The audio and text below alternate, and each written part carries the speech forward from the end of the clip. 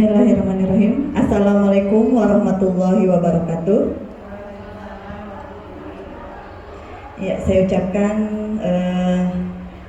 selamat datang kepada Bapak dan Ibu guru hebat di SDN Cideng 02 yang telah hadir di sini memenuhi undangan saya yang hari ini akan melaksanakan diseminasi budaya positif yang merupakan salah satu tugas yang harus saya laksanakan sebagai calon guru penggerak angkatan 8. Sebelumnya perkenalkan, nama saya Lina Rosmalina Aslami, guru di SDN Cideng 02, dan sekarang saya sedang menempuh pendidikan di guru penggerak ya, sebagai calon guru penggerak di angkatan 8. Nah, Bapak dan Ibu, tentunya suatu kehormatan buat saya ya untuk bisa hadir di sini di depan Bapak dan Ibu untuk memaparkan tentang budaya positif. Gitu ya. Nah, apa sih yang akan kita bahas di budaya positif ini? Yang pertama adalah perubahan paradigma belajar, lalu disiplin positif, kebutuhan dasar manusia, motivasi perilaku manusia, hukuman, konsekuensi, restitusi, keyakinan kelas, dan segitiga restitusi. Mungkin Bapak dan Ibu ada yang sudah mendengar kata-kata ini atau juga mungkin ada yang baru mendengar ya. Karena jujur saya pun sebagai guru baru mengetahui hal-hal ini itu di pendidikan guru penggerak ya. Jadi ini memang satu hal yang baru. Nah, di sini yang kita bahas tentang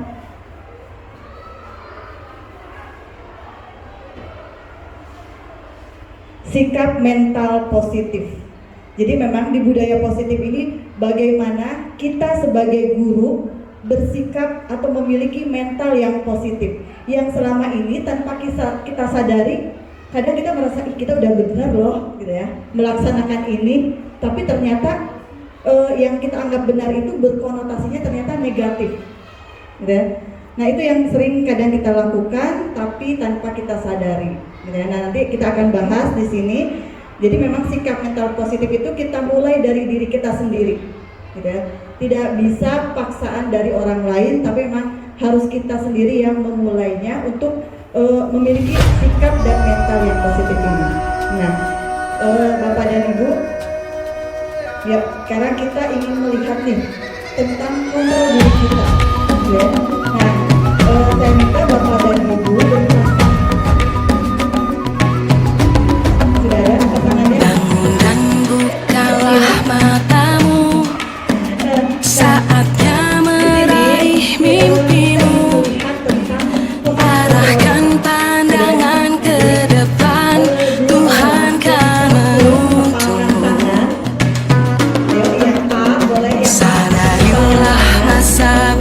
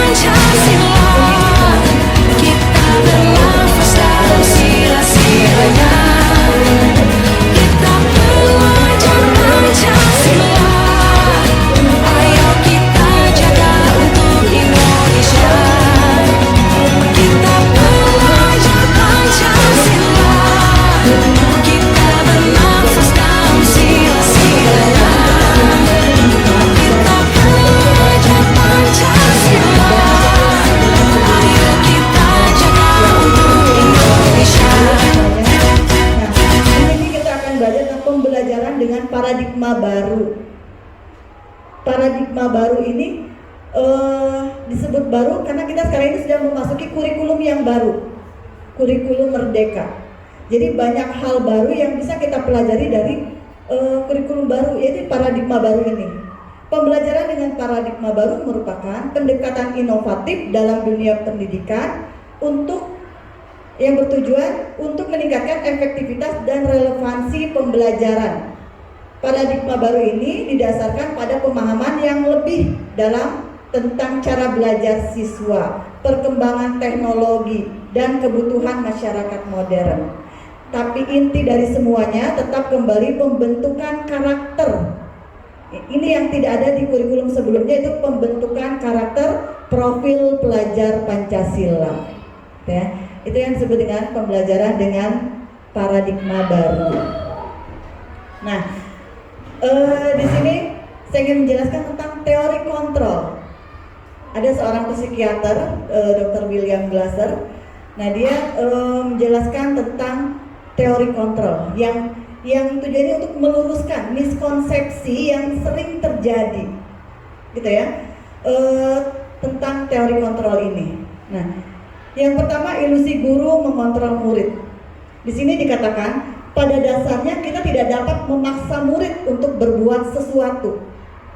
Nah, walaupun kita guru, kita tidak bisa memaksa murid untuk melakukan sesuatu.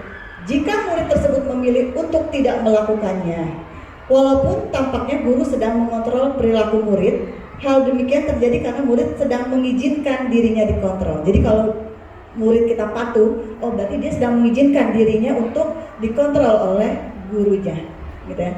Lalu yang kedua, ilusi bahwa semua penguatan positif efektif dan bermartabat. Gitu.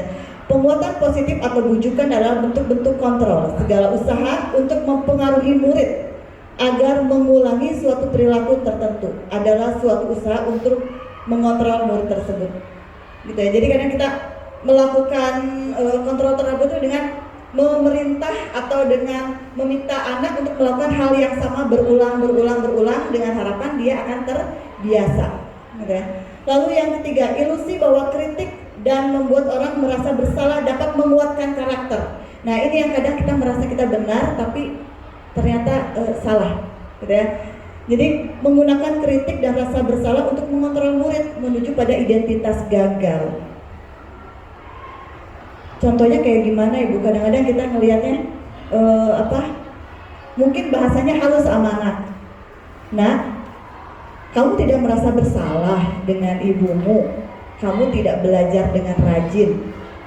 Nah, anak itu sebenarnya dibuat seakan-akan menjadi rasa bersalah, dan nanti anak itu akan merasa dirinya adalah seorang yang gagal, gitu ya. Nah, itu yang tidak boleh kita lakukan sebagai seorang guru, gitu ya. Baik guru ataupun orang tua juga sama ya, tidak boleh membuat anak seperti merasa bersalah yang pada akhirnya anak itu merasakan gagal atau identitasnya gagal. Nah, lalu yang keempat, ilusi bahwa orang dewasa memiliki hak untuk memaksa. Ya, kita memaksa. Banyak orang dewasa yang percaya bahwa mereka memiliki tanggung jawab membuat murid-murid berbuat hal-hal tertentu. Kita memaksa, kamu harus ini ya, harus ini, harus melakukan ini. Nah, padahal belum tentu bahwa itu baik untuk dia. Kita hanya mengikuti apa yang ada di kurikulum atau apa yang menjadi tuntutan kita memenuhi kurikulum, gitu ya. Tanpa kita melihat bahwa anak itu ternyata berbeda-beda. Anak itu harus kita lakukan berdiferensiasi atau perlakuannya berbeda karena kemampuan anak juga berbeda, ya. Nah, jadi apapun yang dilakukan dapat diterima selama ada sebuah kemajuan berdasarkan sebuah pengukuran kinerja, ya. Nah, itu yang sering kita lakukan. Jadi ini teori kontrol oleh Dr. William Glasser. Nah, bagaimana seseorang bisa merubah dari paradigma stimulus respon yang sebelumnya kepada pendekatan teori kontrol yang sekarang di paradigma baru ini, gitu ya.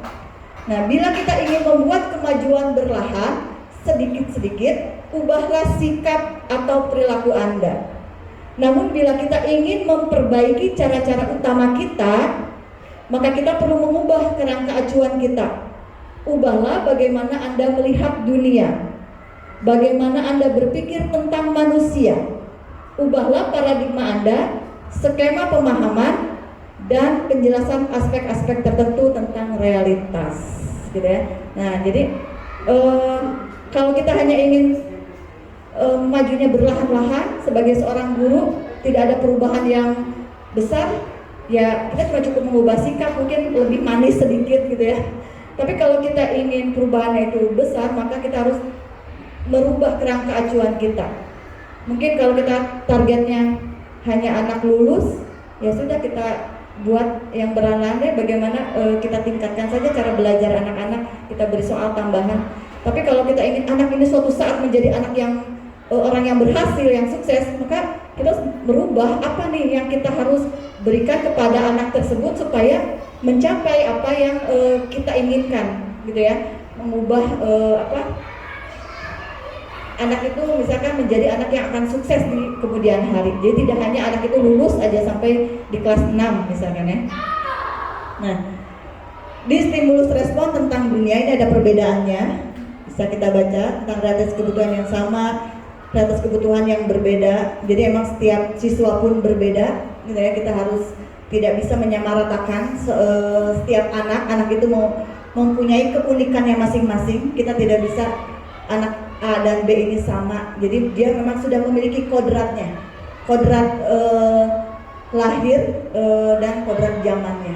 Gitu itu ya. Walaupun anak kita tidak pintar di bidang pengetahuannya, mungkin saja dia punya keahlian di bakatnya, gitu ya. Nah itu yang harus kita sadari sebagai guru, tidak menuntut anak harus seperti yang kita inginkan, dia pintarnya mungkin IQ-nya menambah, karena itu sesuatu yang memang sudah ada ya dari bawaannya dia, gitu. Nah, lalu semua orang melihat hal yang sama, setiap orang melihat gambaran yang berbeda. Kita mencoba mengubah orang agar berpandangan sama dengan kita. Tapi di teori kontrol tentang dunia, di paradigma baru ini, bahwa kita berusaha memahami pandangan orang lain tentang dunia. Jadi pandangan kita tentang dunia itu berbeda-beda, tidak bisa disamaratakan. Lalu orang lain bisa mengontrol saya. Mungkin di sebelum-sebelumnya orang lain bisa kita diperintahnya sesuai dengan apa yang mereka inginkan. Tapi di teori kontrol tentang dunia, hanya kita yang bisa mengontrol diri kita sendiri, gitu ya. Nah, lalu pemaksaan ada pada saat bujukan gagal. Jadi kadang-kadang kita dipaksa, gitu ya, untuk mengikuti apa yang mereka inginkan. Nah, kalau di teori kontrol tentang dunia, kolaborasi dan konsensus menciptakan pilihan-pilihan baru. Jadi kita pun sebagai guru nanti akan menciptakan pilihan-pilihan baru nih untuk siswa kita belajar. Gaya belajarnya mungkin berbeda-beda, minat dan bakatnya anak juga berbeda-beda, dan itu harus kita sadari ya, tidak boleh menyamaratakan. Lalu model berpikir menang atau kalah. Di teori kontrol tentang dunia, model berpikir menang-menang. Bagaimana kita harus sukses, ya. Nah, yang kita akan bahas yang kedua adalah tentang disiplin positif, ya. Dulu disiplin saja. Sekarang kita menggunakan kata positif karena kita ingin menonjolkan adalah bagaimana kita ini disiplin yang memang tidak terpaksa, gitu ya. Tapi memang karena adanya kesadaran dalam diri anak itu sendiri, gitu ya. Nah, dalam rangka menciptakan lingkungan positif, salah satu strategi yang perlu kita tinjau kembali adalah penerapan disiplin di sekolah kita. Apakah telah efektif? Apakah perlu ditinjau kembali? Apakah sesungguhnya arti disiplin itu sendiri? Apa kaitannya dengan nilai-nilai kebajikan? Nah, ini ya, nilai-nilai kebajikan ini yang mungkin juga masih baru buat kita, ya. Nilai-nilai kebajikan. Kalau dulu kita taunya tata tertib, peraturan. Nah, apa itu disiplin? Hukuman, peraturan, tata tertib. Nah, apa itu disiplin? Gitu ya. Yang kita tahu kan disiplin itu apa, ibu-ibu? Kepatuhan, taat pada aturan, tata tertib, kata-katanya dilarang. Apalagi? Ya? tidak boleh dilanggar. Wah, semuanya konotasinya positif atau negatif tuh, Bu? Negatif. Negatif ya. Tidak boleh, dilarang. Wah, kata-katanya biasanya tata tertib itu seperti itu, gitu ya. Nah, jadi mengenal kata disiplin itu kita sudah langsung, wah, kalau tidak dilanggar hukuman. Jadi begitu ada tata tertib, yang kebayang adalah hukumannya jika kita tidak melaksanakan itu, gitu ya. Jadi makna kata disiplin dimaknai menjadi sesuatu yang dilakukan seseorang pada orang lain untuk mendapatkan kepatuhan atau budaya. Karena emang disiplin juga bagian dari budaya, ya. Nah, disiplin positif tujuannya adalah menanamkan motivasi pada murid-murid kita, yaitu menjadi orang yang mereka inginkan dan menghargai diri sendiri dengan nilai-nilai yang mereka percayai, gitu ya. Nah, menjadi orang yang mereka inginkan. Sekarang kalau misalkan kita, Bapak dan Ibu mungkin pernah naik motor ya, terus pakai helm. Nah, tujuannya untuk apa? Karena aturan atau karena ada nilai-nilai yang kita percayai? Nilai-nilai yang kita percayai. Apa nilai-nilainya? Keselamatan, gitu ya. Nah, itu juga seperti itu, juga disiplin positif, gitu ya. Jadi yang diinginkan dan diharapkan adalah bahwa siswa melaksanakan disiplin karena memang ada nilai-nilai kebajikan yang dia percayai, gitu, bahwa kalau dia melakukan itu memang baik untuk dirinya. Jadi bukan karena ada aturan, bukan karena ada hukuman atau nanti ada konsekuensi dan sebagainya, gitu ya. Nah, lalu ini ada nilai-nilai kebajikan universal. Ki Hajar Dewantara maupun Diana Gosen, di mana keduanya adalah pakar pendidikan, mengartikan disiplin sebagai bentuk kontrol diri, yaitu untuk belajar kontrol diri agar dapat mencapai suatu tujuan mulia. Mencapai tujuan mulia. Tujuan mulia di sini mengacu pada nilai-nilai atau prinsip-prinsip mulia yang dianut seseorang. Kita namakan nilai-nilai tersebut sebagai nilai-nilai kebajikan. Nah, nanti bersambung nih Bu Ibu, yang namanya tadi disiplin positif, nilai kebajikan, nanti ada lagi hal yang akan kita bahas, ya. Nah, jadi nilai-nilai kebajikan ini yang harus kita tanamkan kepada siswa, bahwa nak, kalau kamu melakukan disiplin seperti ini, itu memang karena kesadaran dari dirinya sendiri, dari diri kamu sendiri, gitu ya. Bukan karena orang lain, bukan karena aturan, gitu ya, tapi memang dari diri kita sendiri untuk mencapai apa? Tujuan mulia. Tujuan mulia itu sebenarnya apa sih? Tujuan mulia di sini?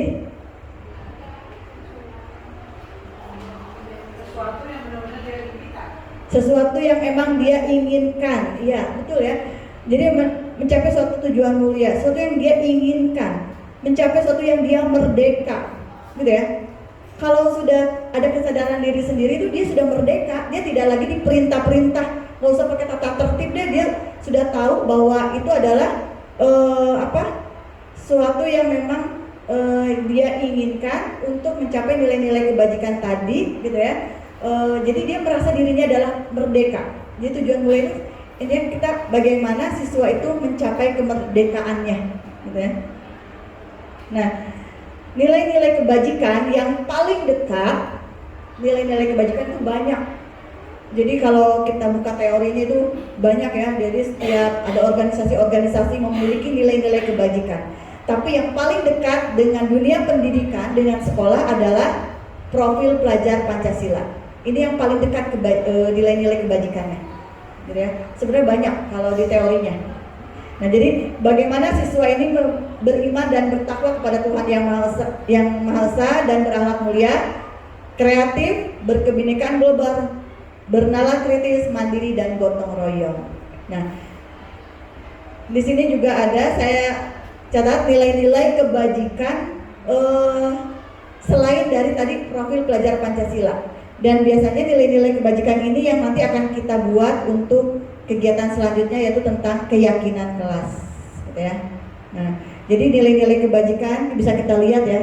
Wah, ini semuanya berkonotasinya positif semua ya. Tentang peduli, keterus-terangan, kebersihan, komitmen, belas kasih, percaya diri, kejujuran, dermawan, kesetiaan, baik hati, bijaksana, pengabdian, tanggung jawab. Nah, bagaimana kita bayangkan seandainya anak kita, murid-murid kita ini memahami nilai-nilai kebajikan, gitu ya. Pasti tidak akan ada mungkin anak yang berantem, yang telat sekolahnya, tidak mengerjakan tugas, atau mengganggu teman, gitu ya. Karena semua anak-anak sudah menyadari nih nilai-nilai kebajikan yang harus mereka patuhi atau mereka yakini.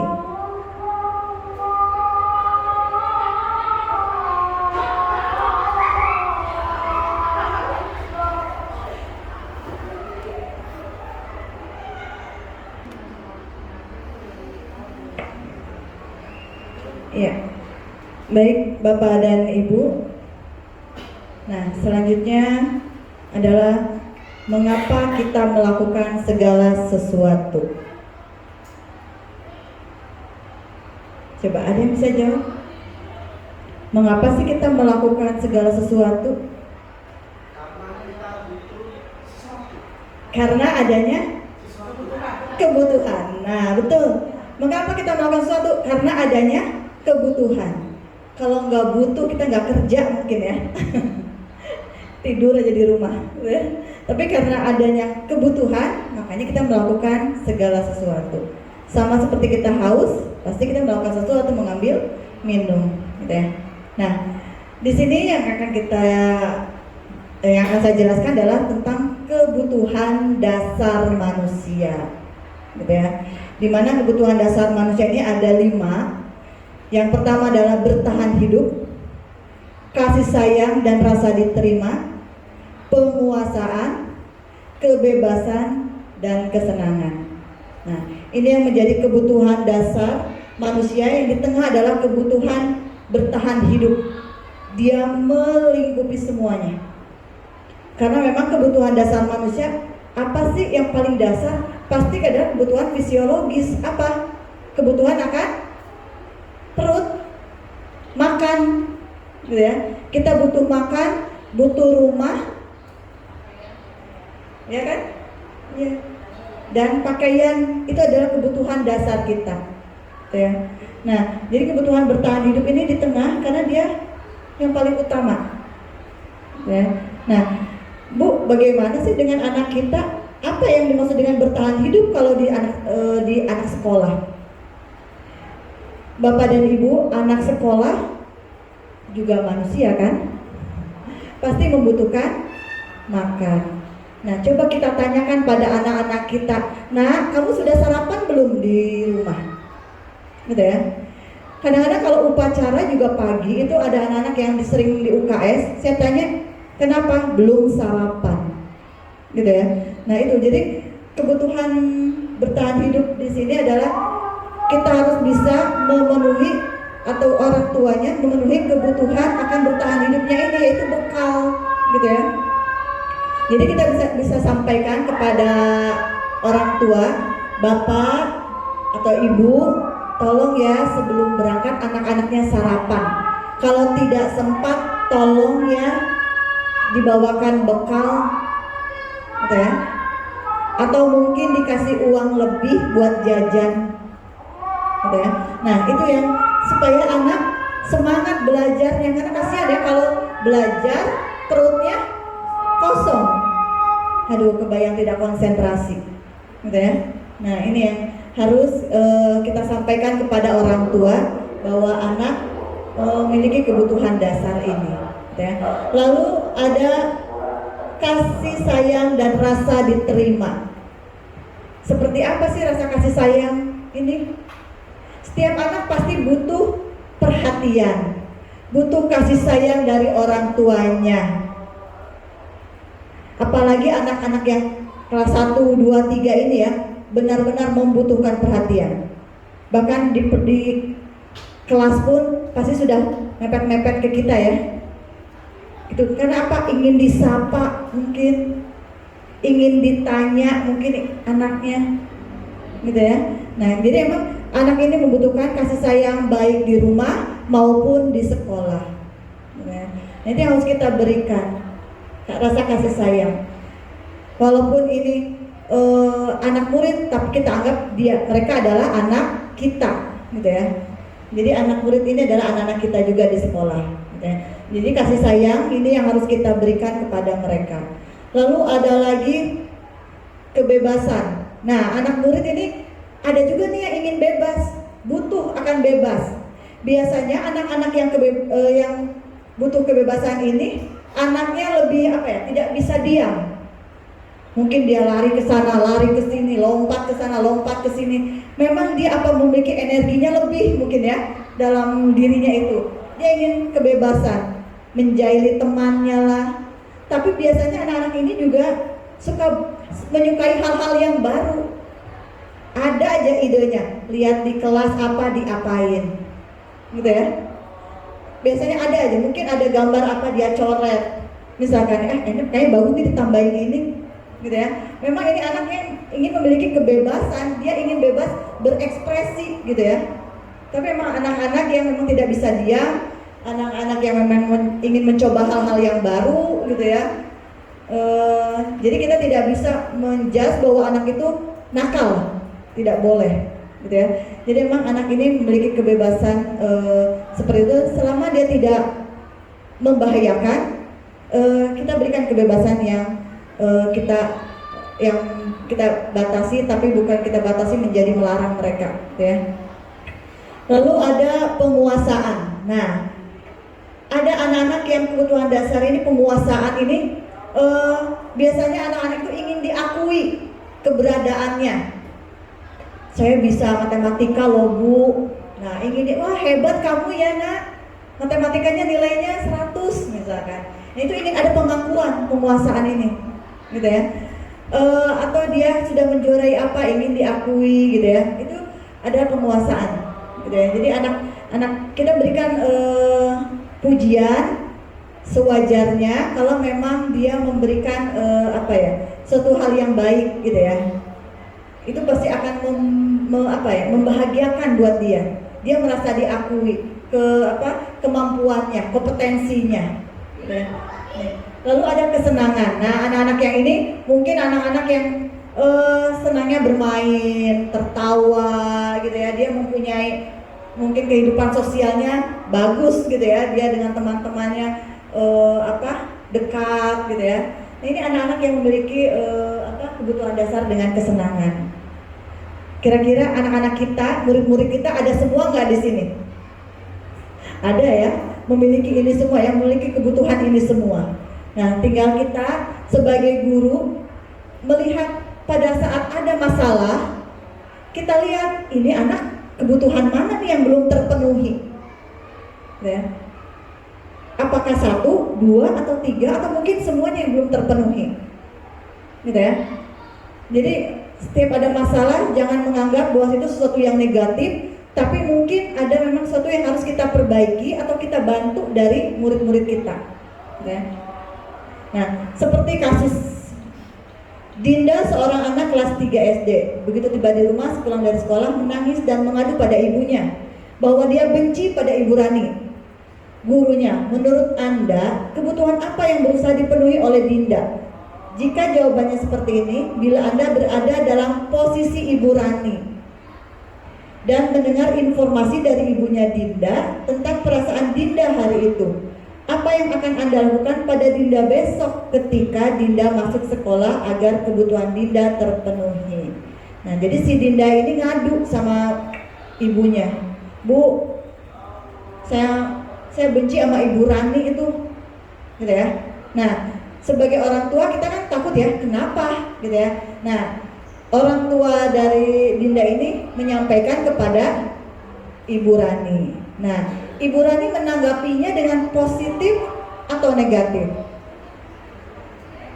Kita sebagai guru harus dengan positif. Jangan, ini anak pengaduan, besok-besok nggak ditanya lagi, besok-besok dicuekin aja, takut ngadu sama ibunya.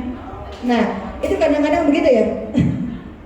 Jadi Kita cuekin nih anak-anak yang suka ngadu. Nah, padahal kita harus melihat anak ini mengadu kenapa ya? Apa ada kebutuhan dasar yang mungkin kita sendiri sebagai guru yang belum memenuhinya, ya. Nah, jadi kalau lihat dari kebutuhan tadi, ibu guru bilang, aku tidak boleh bersenandung sewaktu mengerjakan tugas. Mungkin dia sambil ngerjain sambil nyanyi-nyanyi gitu ya, kata gurunya berisik, gitu ya. Karena kan anak beda-beda ya, ada yang harus sambil duduk di bawah, ada yang sambil nyanyi-nyanyi, ada yang, nah itu gaya belajarnya emang berbeda-beda. Nah, dari kebutuhan apa nih yang dia butuhkan? Oh, ternyata dia butuh kesenangan. Mungkin dengan menyanyi itu kebutuhan dasar dia untuk kesenangan terpenuhi, gitu ya. Lalu yang kedua, ibu guru tidak menyapaku hari ini, misalkan, padahal aku pakai jepit rambut baru. Oh, dia butuh kasih sayang. Kadang-kadang kan anak-anak seneng ya, potong rambut kita sapa, wah rambutnya baru ya, seneng gitu ya. Walaupun cuma jepit rambut, disapa itu juga membahagiakan mereka. Jadi mereka merasa diperhatikan. Lalu aku bosan, masa belajar cuma gitu-gitu aja, dengerin ibu guru terus. Nah, oh mungkin anak ini ingin kebebasan. Kebebasan di sini apa? Cara belajar kita, metode belajar kita yang harus mungkin kita ubah, gitu ya. Yang tadinya mungkin ceramah, terus kita di depan. Coba sekali-kali kita dengan berdiskusi atau dengan permainan, gitu ya, yang membuat anak-anak ini bergerak. Karena orang anak kebebasan ini kan inginnya bergerak, gitu ya. Lalu aku sebel gambarku tidak rapi, malah ibu guru nunjukin ke teman-temanku di depan kelas. Nah ini penguasaan. Jadi anak ini merasa malu dengan gambar yang nggak bagus ditunjukkan kepada teman-teman. Teman-teman nih lihat, bukunya si Dinda ternyata gambarnya jelek ya. Nah itu membuat anak merasa tidak dihargai, gitu ya. Nah itu dari teori kebutuhan, gitu ya. Bisa dipahami Bapak dan Ibu tentang teori kebutuhan. Jadi emang kita sebagai guru mulai memahami kebutuhan dari siswa-siswa kita.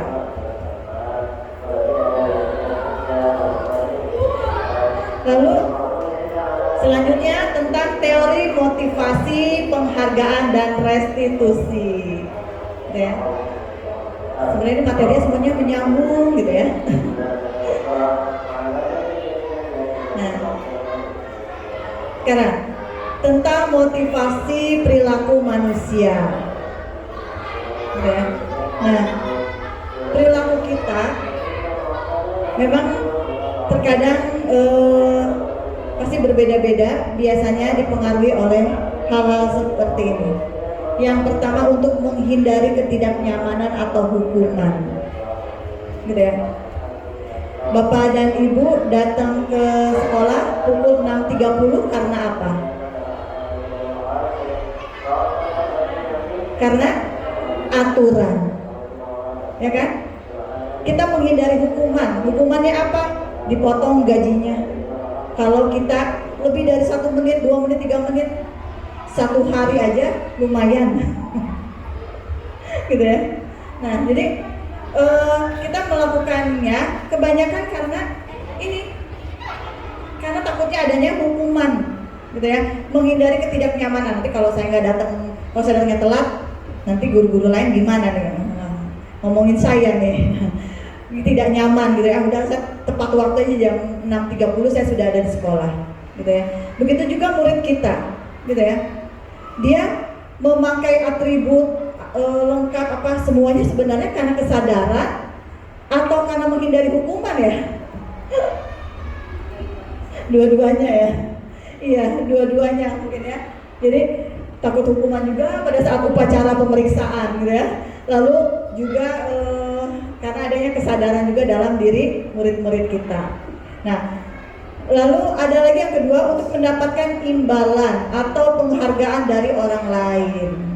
Nah, ini ya, imbalan. Jadi biasanya kita mau melakukan sesuatu karena adanya imbalan, diiming-imingi imbalan, penghargaan, gitu ya. Kadang-kadang kita juga sebagai guru juga mungkin juga pernah saya lakukan. Nah, kalau kamu bisa ini, ibu kasih permen. Wah, anaknya berlomba-lomba gitu ya untuk mendapatkan si permen tadi. Gitu ya. Dia mau melakukan karena ada itu. Coba kita tidak kasih permen, anaknya mau enggak? Males gitu ya. Nah itu motivasinya bersifat eksternal dari luar. Dari luar itu ya tadi dari gurunya yang mau memberikan permen, atau yang tadi menghindari ketidaknyamanan karena aturan tadi, itu kan sifatnya eksternal. Pihak sekolah yang akan menghukum gitu ya. Nah jadi ini yang motivasi ini bersifat eksternal. Nah yang ketiga, untuk menjadi orang yang mereka inginkan dan menghargai diri sendiri dengan nilai-nilai yang mereka percayai. Inilah motivasi yang ada dalam diri, gitu ya. Tadi berhubungan dengan nilai-nilai kebajikan tadi, gitu ya. Dia mau melakukan sesuatu karena ada nilai-nilai yang dia yakini, yang mereka percayai bahwa itu baik untuk dirinya. Kira-kira anak murid kita sudah berpikir ke sini belum ya? Sudah mulai belum ya berpikir bahwa ada nilai-nilai yang harus mereka yakini itu baik untuk dirinya? Sulit ya? Itu PR besar untuk kita sebagai guru. Bagaimana anak-anak itu sudah mulai mandiri, gitu ya? Ini yang kadang-kadang sulit, gitu ya? Nah, di sini ada tentang hukuman, konsekuensi, dan restitusi. Nah, jadi kita bisa membedakan tentang hukuman itu apa, konsekuensi, dan restitusi. Mungkin Bapak dan Ibu baru mendengar juga ya tentang hal ini, apalagi di poin ketiga tentang restitusi ya. Ya, sama Bu, saya juga baru mendengar, baru belajar di pendidikan guru penggerak ini ya. Ya. Nah, jadi hukuman, sistem tidak akan berjalan bila murid tidak takut. Kalau anak-anak yang memang ngeyel, nih anak-anak yang tidak takut, anak-anak yang cuek, sistem tidak akan berjalan. Biar kita hukum apapun, anaknya tidak mau melaksanakan, ya sistem tidak berjalan, gitu ya. Hukumannya tidak ada berjalan. Dan itu sering kita rasakan ya di kelas, tata tertib, aturan, wah di kelas banyak, tetap aja banyak yang melanggarnya, gitu ya. Karena ini muridnya udah nggak takut, gitu ya. Hukumannya paling juga disuruh nyanyi, gitu ya. Paling juga ditegur. Nah, akhirnya tidak berjalan sistem atau aturan yang kita buat di sekolah atau di kelas, ya. Lalu berlaku hanya pada sebuah institusi, tidak berlanjut pada kehidupan nyata. Artinya apa? Karena hukuman tadi, dia takut pada saat dia di sekolah. Begitu dia di rumah, ya sudah, hukuman tadi kan hanya berlaku di sekolah. Misalkan ya, mengerjakan tugas tepat waktu, misalkan ya, peraturannya begitu di sekolah. Di sekolah mengerjakan, begitu sampai rumah malas, karena menurut dia di kehidupan nyatanya dia misalnya di kehidupan yang di rumah ini tidak perlu mengikuti, itu kan di sekolah, gitu ya. Nah ini kadang-kadang kita juga sebagai guru lebih memprioritaskan hanya apa yang kita buat di sekolah, gitu ya. Tidak, ini anak kalau di rumah bisa karakternya bisa dilanjutkan ke di sekolah atau tidak, gitu ya. Lalu murid atau anak akan tersakiti, ya. Tersakiti di sini karena memang hukuman ini biasanya hanya bersifat sepihak. Sepihak itu hanya dari guru menghukum anak tanpa ada konfirmasi lagi, gitu ya. Nah, kamu kalau dihukum ini suka atau tidak? Tidak akan bilang begitu kan? Langsung aja. Nah, kamu tolong ya, lari misalkan. Nah, itu nggak ada konfirmasi lagi. Yang tersakiti siapa? Ya si anak ini, murid kita ini, ya. Nah, lalu yang kedua ada konsekuensi, memerlukan monitoring dan supervisi terus-menerus dari guru, ya. Kenapa konsekuensi ini memerlukan supervisi? Karena kalau konsekuensi ini, kalau kamu tidak melakukan ini, akibatnya akan ini. Kalau kamu mencoret buku teman kamu harus mengganti. Kan itu konsekuensinya ya, seperti itu. Kalau kamu tidak pakai sepatu hitam, misalkan, ya udah kamu tidak pakai sepatu selama pembelajaran di sekolah, misalkan, gitu ya. Itu konsekuensi. Lalu membantu penerapan mengikuti peraturan dalam masyarakat.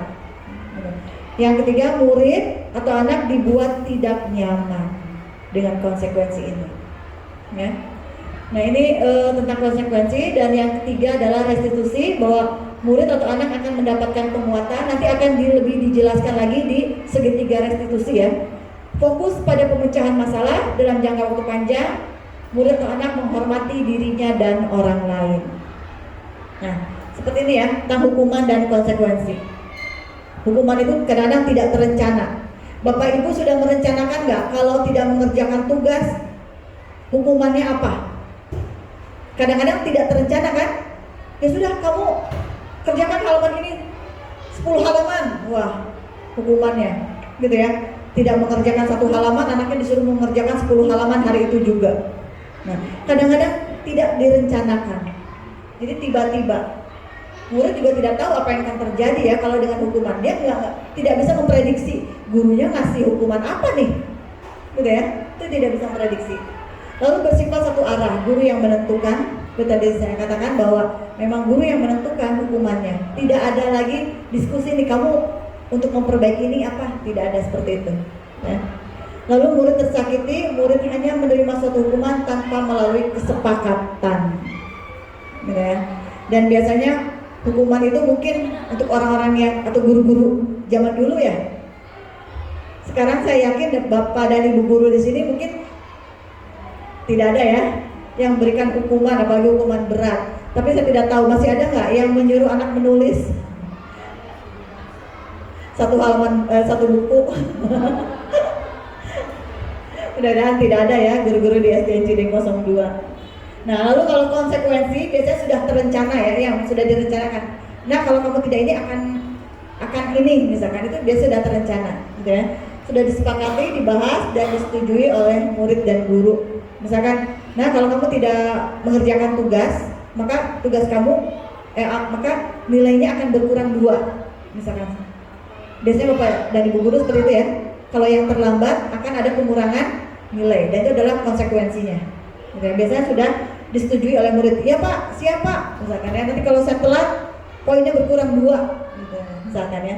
Lalu murid, tapi tetap murid merasa tidak nyaman walaupun mereka sudah mengetahui konsekuensinya.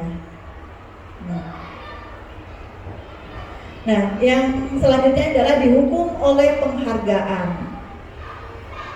Ini ya yang rasanya baik. Guru ini menjanjikan hadiah, rasanya udah baik gitu ya.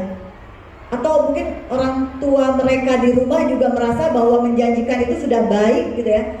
Tetapi sebenarnya saat kita berulang kali menjanjikan hadiah kepada anak-anak agar berperilaku bertanggung jawab, atau kepada seorang murid agar mempelajari sesuatu yang baru, atau kepada karyawan mungkin ya kalau untuk guru misalnya, agar melakukan pekerjaan yang berkualitas, kita sedang berasumsi mereka tidak dapat melakukannya, atau mereka tidak akan memilih untuk melakukannya. Jadi sebenarnya hadiah yang kita janjikan itu ada sesuatu yang tidak baik untuk anak murid kita, gitu ya. Padahal itu sudah menjadi, mungkin kita sampaikan juga nanti kepada orang tua, bahwa menjanjikan sesuatu itu kepada anak adalah sesuatu yang memang sebenarnya tidak kurang baik gitu ya. Jadi sebenarnya kita sedang berasumsi bahwa mereka tidak dapat melakukannya. Kalau nggak ada ini, mereka kan nggak bisa. Jadi kita seakan-akan mematikan kemampuan mereka gitu.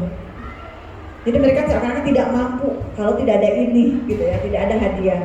Nah ini kadang-kadang guru juga banyak ya mungkin melakukan ini, memberikan penghargaan, nah nanti ini. Makanya di kurikulum Merdeka atau di kurikulum yang sebelumnya juga tidak ada lagi yang namanya ranking, peringkat. Walaupun sekarang anak-anak masih bertanya ya, Bu peringkat berapa Bu? Bu peringkat berapa? Ya kita sampaikan saja nanti kepada orang tuanya, oh iya di kelas dia termasuk peringkat sini. Tapi untuk ditulis atau disampaikan di depan kelas itu tidak perlu gitu ya. Kenapa? Karena akan itu anak-anak yang tidak atau yang kurang pasti akan merasa kehilangan identitas dirinya atau percaya dirinya, gitu ya. Dia akan sedih atau apa yang kurang baik buat ini ya. Iya betul, gitu ya. Nah jadi penghargaan kita mulai hilangkan, gitu ya.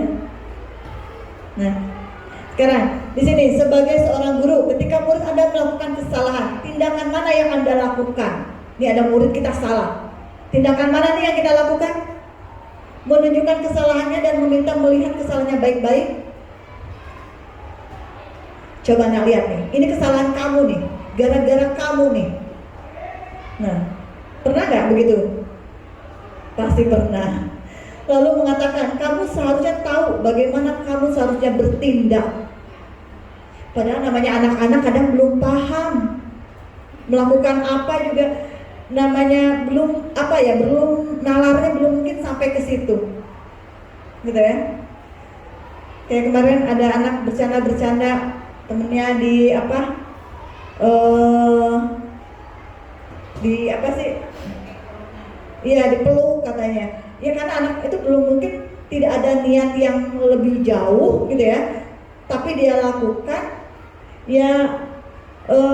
Kita harusnya mengambil nanti tindakan yang tidak menyalahkan si anak A atau si anak B, karena anak itu belum berpikir, saya yakin belum berpikir sejauh itu gitu ya.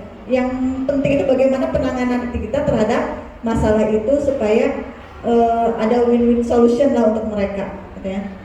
Lalu mengingat murid Anda akan kesalahannya sama di waktu sebelumnya. Kamu melakukan kesalahan ini lagi, kesalahan yang sama, kamu lagi.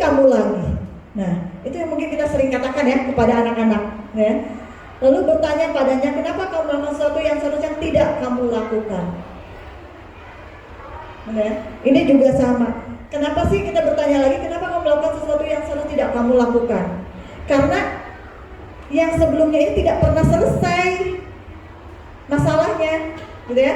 Tidak pernah selesai penyelesaiannya, gitu ya. Makanya anak melakukan lagi karena ya itu dari masalah-masalah sebelumnya tidak pernah beres gitu untuk diselesaikan, gitu ya. Jadi anak Anda tidak menyadari, guru juga sudah menganggap sudahlah, udah dikasih tahu. Nah, padahal itu sesuatu yang belum beres. Lalu mengkritik dan mendiamkannya. Kadang-kadang kita itu ya, kesal sama anak, mungkin anak murid didiamin atau kita kritik, itu juga tidak boleh ya. Nah, sekarang restitusi. Nah, dari yang tadi ada hukuman, ada konsekuensi. Nah, manakah yang sebenarnya yang lebih baik? Inilah yang kita kenalkan tentang restitusi.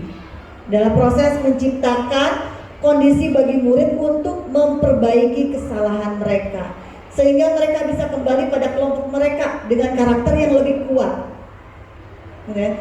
Restitusi juga adalah proses kolaboratif yang mengajarkan murid untuk mencari solusi untuk masalah dan membantu murid berpikir tentang orang seperti apa yang mereka inginkan dan bagaimana mereka harus memperlakukan orang lain. Nah ini ya, nanti untuk lebih dalamnya kita pelajari di segitiga restitusi. Okay. Nah sekarang nih kita coba dulu ya untuk melihat apakah ini sebuah hukuman atau konsekuensi. Tadi kan sudah dijelaskan ya, mana hukuman, mana konsekuensi. Sekarang yang pertama, mencatat 100 kali di dalam buku kalimatnya, saya tidak akan terlambat lagi. Hukuman atau konsekuensi? Hukuman. Lalu yang kedua, menggantikan kertas tugas teman yang telah dicoret-coret. Konsekuensi. Yang ketiga, murid diminta bertelanjang kaki sepanjang hari karena tidak menggunakan sepatu warna hitam. Hukuman. Lalu yang keempat, membersihkan tumpahan air di meja tulis karena tersenggol pada saat belajar. Konsekuensi. Lalu yang kelima, kehilangan 10 menit jam istirahat untuk mengerjakan tugas karena terlambat datang dan tertinggal pelajaran. Konsekuensi. Yang terakhir, membersihkan WC sekolah karena mematahkan pensil kawannya. Itu adalah hukuman. Karena tidak ada hubungannya mematahkan pensil dengan membersihkan WC. Iya, kasihan ya. Nah, iya, main air ya di WC. Nah sekarang, nah tadi kan sudah tahu ya tentang ada hukuman, konsekuensi dan restitusi. Nah sekarang kita sebagai guru harus memiliki posisi kontrol. Tapi posisi kontrol mana sih yang mau kita pakai? Ya. Sebagai apa? Ada pembuat rasa bersalah, ada sebagai penghukum, ada sebagai pemantau, manajer atau teman. Ini baik guru atau orang tua harus memiliki posisi kontrol. Posisi kontrol mana yang kita yakini baik untuk anak kita. Sekarang kita lihat. Nah, penghukum. Nih, ada nggak ya guru yang seperti ini? Sebagai penghukum, nada suaranya tinggi, makin matanya melotot, jarinya begini. Ada nggak? Bapak-bapak biasanya apa, ibu-ibu? Ya, ibu-ibu. Terlambat lagi gitu ya, pasti terlambat lagi. Kamu lagi yang terlambat, gitu ya, sambil melotot, tangannya di sini, nah, gitu ya. Nah, masih ada nggak? Nggak ada ya? Nggak ada. Alhamdulillah ya. Guru di SDN Cideng 02 apalagi tidak ada yang seperti itu, ya. Semuanya baik. Lalu membuat merasa bersalah. Nah ini ada juga yang guru yang posisi kontrolnya sebagai pembuat rasa bersalah. Adi, kamu ini bagaimana ya? Suaranya halus, tapi sebenarnya sedang nyentil hati anaknya, membuat anak itu merasa bersalah. Kamu sudah berjanji dengan ibu tidak akan terlambat lagi. Kamu kenapa ya senang sekali mengecewakan ibu? Ibu benar-benar kecewa sekali. Gitu ya. Anak merasa bersalah, gitu ya. Nah ini ada guru yang sering begitu juga. Saya juga mungkin pernah melakukannya, gitu ya. Tanpa saya sadari, saya senang membuat murid merasa bersalah dengan harapan dia berubah. Tapi sebenarnya tidak. Tapi membuat murid merasa tidak percaya diri, ya. Lalu ada juga sebagai teman. Nah, ini ada guru nih yang ramah, akrab, bercanda, gitu ya, sama muridnya, gitu ya. Ayolah Di, bagaimana sih kamu? Sambil apa? Mungkin merangkul atau pegangan anak murid kita. Kemarin sudah janji ke bapak, kenapa terlambat lagi? Nanti bapak dimarahin loh sama Bu Kepsek. Misalnya bapak sebagai walas tidak perhatian sama anak murid atau tidak bisa menertibkan siswanya, misalkan ya. Nah itu ada juga ya. Jadi posisi guru di sini ya tidak dia hanya senyum-senyum, hanya mengingatkan saja karena posisi dia hanya sebagai teman. Lalu ada sebagai pemantau. Nah, ini hanya melihat aja, mantau. Adik, jam berapa sekarang? Udah, dia tidak melakukan yang bagaimana ya, menegurnya. Dia hanya sebagai pemantau saja, melihat anak, gimana sih baju kamu tuh? Udah, gitu ya. Sesuai dengan aturan atau tidak? Dia hanya sebagai pemantau, gitu ya. Nah, lalu yang terakhir adalah posisi manajer. Nah, jadi nada suaranya tulus, bahasa tubuhnya tidak kaku, gitu ya. Tidak kaku itu mendekati murid, tapi bukan berarti dekat-dekat ya, gitu ya. Tetap mendekati murid, tapi bukan nak, gitu ya. Biasanya sekarang ada juga ya seperti itu. Sekarang di sini biasanya di manajer ini guru yang melakukan posisi kontrol sebagai manajer, dia akan mencari solusi dan solusi itu juga berdiskusi dengan siswanya itu sendiri, gitu ya. Adi, apakah kamu mengetahui jam berapa sekolah dimulai? Jam 7 Pak. Jadi kamu terlambat. Kira-kira bagaimana kamu akan memperbaiki masalah ini? Nah itu intinya ya, bagaimana kamu akan memperbaiki masalah ini. Jadi setiap ada masalah kita tawarkan, kamu tahu nak bersalah? Iya Pak. Terus bagaimana solusinya? Saya harus minta maaf. Baik. Kamu minta maafnya kapan? Besok Pak. Bagaimana kalau hari ini kamu minta maaf sama teman kamu? Nah gitu, jadi ada apa ya? Kita bertanya kepada melibatkan murid untuk memperoleh solusinya, untuk mendapatkan solusinya. Jadi bukan kita sebagai guru yang langsung memberikan solusi, tapi kita bertanya juga kepada siswa. Supaya siswa apa? Dia menyadari kesalahannya, dia tahu apa yang harus dia lakukan. Itu juga membuat anak juga bernalar kritis, gitu ya. Jadi bagaimana si anak nanti akan memperbaiki dirinya sendiri, gitu ya. Nah ini manajer ini yang mungkin harus mulai kita lakukan sebagai posisi kontrol kita, ya, Bapak dan Ibu. Siap? Siap. Iya, tanpa kita sadari kita sudah melakukan posisi sebagai manajer ini. Nah itu mungkin kedepannya kita memang harus lebih sering, bukan lebih sering, memang harus memposisikan diri kita seperti ini, ya. Nah selanjutnya adalah tentang materinya keyakinan kelas. Nah ini juga satu hal yang baru ya buat Bapak dan Ibu guru. Selama ini dulu sekali kita taunya tata tertib, kita tempel di kelas tata tertib. Kesininya berubah menjadi peraturan, ya kan? Peraturan. Sekarang di kurikulum Merdeka dikenalkan lagi keyakinan kelas. Nah mungkin di kelas 5 udah ya, keyakinan kelas. Kelas 4 juga kalau anak-anak mencatat di bukunya itu tentang keyakinan kelas. Ya. Nah, mengapa keyakinan kelas? Mengapa bukan peraturan kelas saja? Karena berbeda antara keyakinan dengan peraturan. Ya. Nah, jadi seseorang akan lebih bergerak dan bersemangat untuk menjalankan keyakinannya daripada hanya sekedar mengikuti serangkaian peraturan tertulis tanpa makna, gitu ya. Kalau peraturan kan hanya aturannya tidak boleh terlambat, apalagi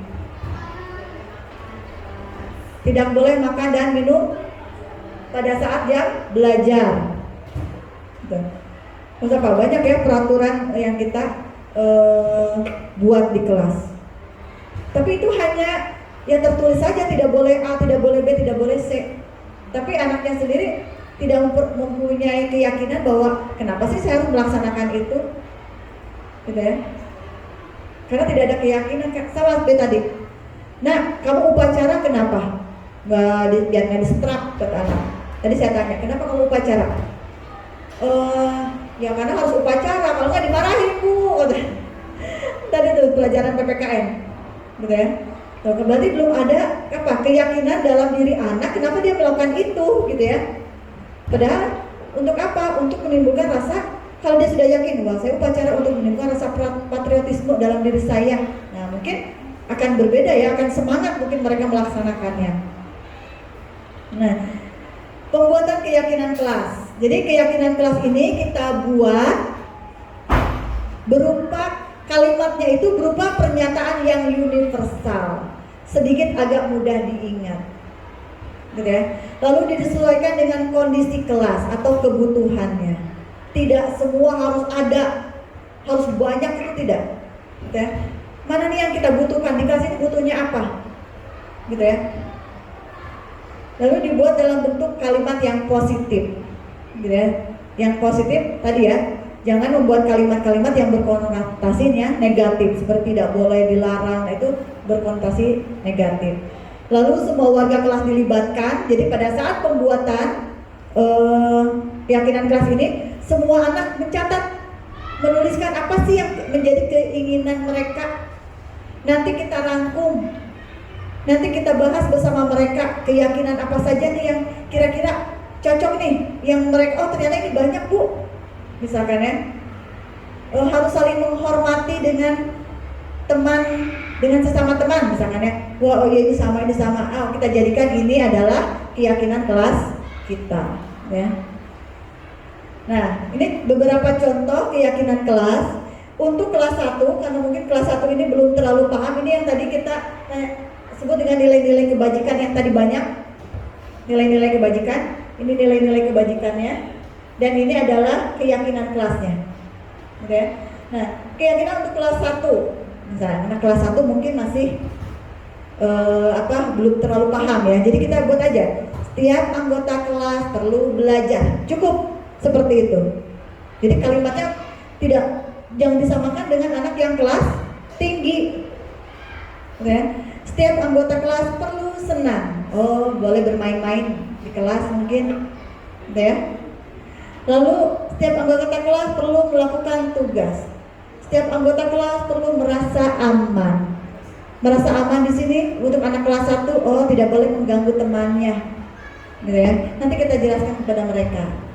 Nah, untuk kelas 5 mungkin sudah lebih pemahamannya sudah lebih tinggi ya. Nah, jadi kita bisa tambahkan bahasanya lebih banyak lagi. Nah, ini untuk di SMP misalkan ya, ini sudah nilai-nilai kebajikannya sudah dimunculkan.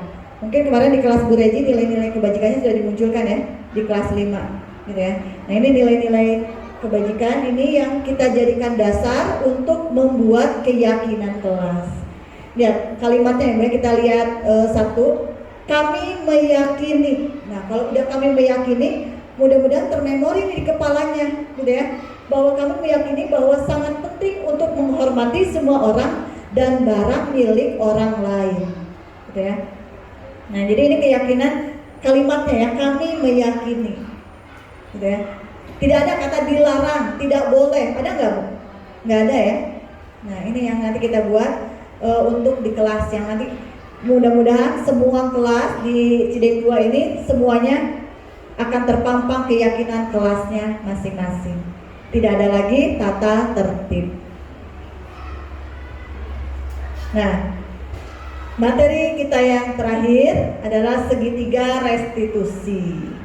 Ya. Nah, jadi di segitiga restitusi yang tadi ada hukuman, ada konsekuensi, dan yang terakhir adalah restitusi. Tadi restitusi ini apa?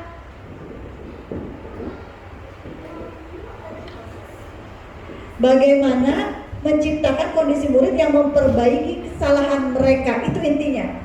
Supaya mereka kembali kepada teman-temannya, sudah memiliki harga dirinya gitu. Tidak merasa menjadi orang yang bersalah, temannya tidak melihat menjadi orang yang bersalah, itu tidak. Tapi dia menjadi orang yang memiliki harga diri, gitu ya. Itu restitusi. Nah, kembali saya sampaikan. Nah, untuk segitiga restitusi ini terbagi 3. Kita akan melakukan 3 tindakan, gitu ya. Nah, sebagai seorang guru, setiap ada masalah atau kasus, lakukanlah segitiga restitusi ini. Yang pertama, menstabilkan identitas. Kita semua akan melakukan yang terbaik yang bisa kita lakukan. Lalu validasi tindakan yang salah, bahwa semua perilaku memiliki alasan. Anak melakukan sesuatu itu pasti ada alasannya, ya. Lalu yang ketiga, menanyakan keyakinan, bahwa kita semua memiliki motivasi internal. Internalnya apa? Ya tadi ya, keyakinan yang ada di kelas kita. Jadi ini ya, yang disebut dengan segitiga restitusi. Nah, bagaimana sih pelaksanaannya itu sendiri dari segitiga restitusi?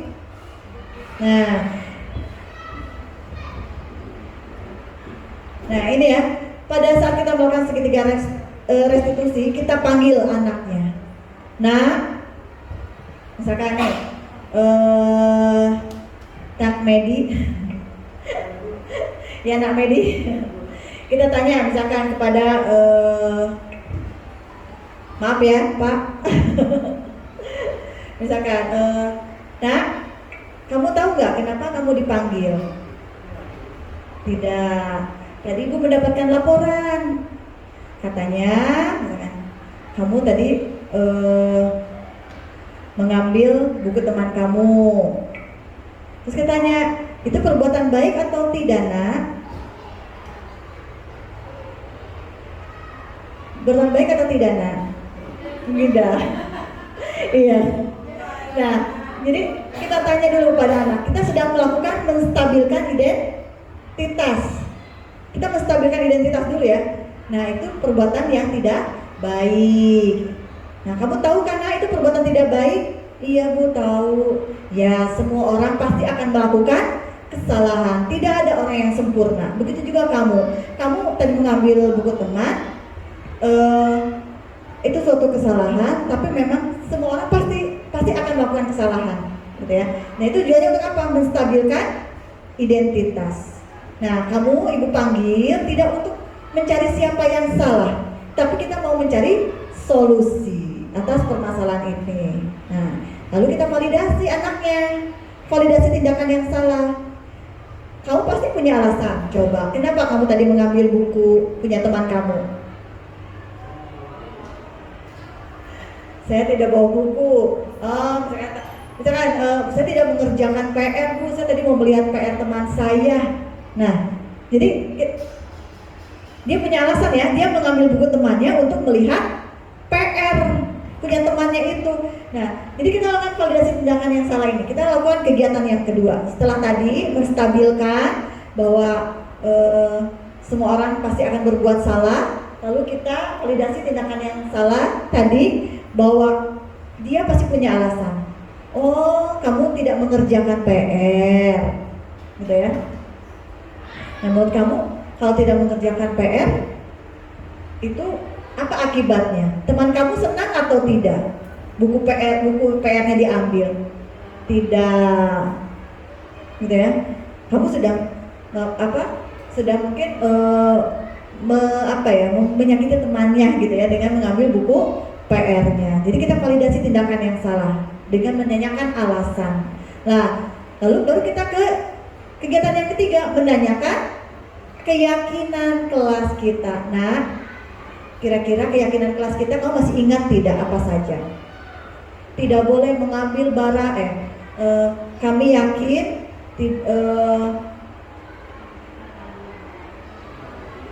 kita harus menghargai barang milik orang lain.